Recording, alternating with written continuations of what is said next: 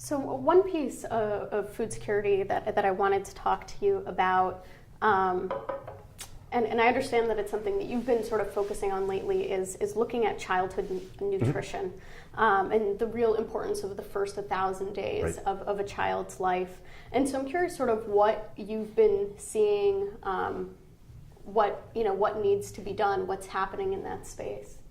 Yeah, that's a great question, I think. So when you were talking about challenges and what we should be looking for, I think this is also really one. It's food security, securing the global food chain, but it has to go beyond kind of just stating as a goal, how do we feed the world? How do we feed the planet? I kind of changed the word feed to nourish. It's nourishing the world. There's more people in the world who kind of suffer from a micronutrient deficiency than from kind of chronic hunger, lack of calories. So it's more the lack of nutrients, of the minerals, of the vitamins, often called a hidden hunger, because it's not the horrible pictures from a famine or from the depths of a hunger season. You know, where you can see it's manifest on the faces and the bodies of the people that are suffering and enduring that. So that's what I'm looking at in the next kind of reporting project that I'm on in the 1,000 days, and the critical nature of nutrition in those 1,000 days. So the 1,000 days being from the time a woman becomes pregnant to the second birthday of the child.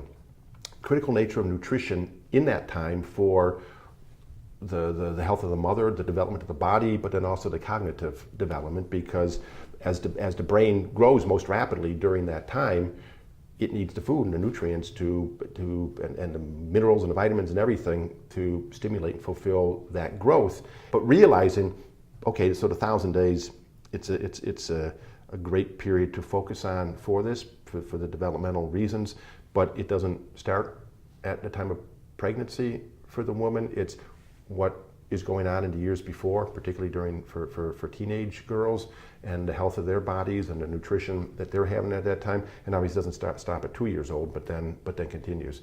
And why this is important for everybody. And so what I'm doing in the book, I'm following women and their children through the 1,000-day period in Uganda, India, Guatemala, and then also in the US, in Chicago, because it's also a vital issue for us.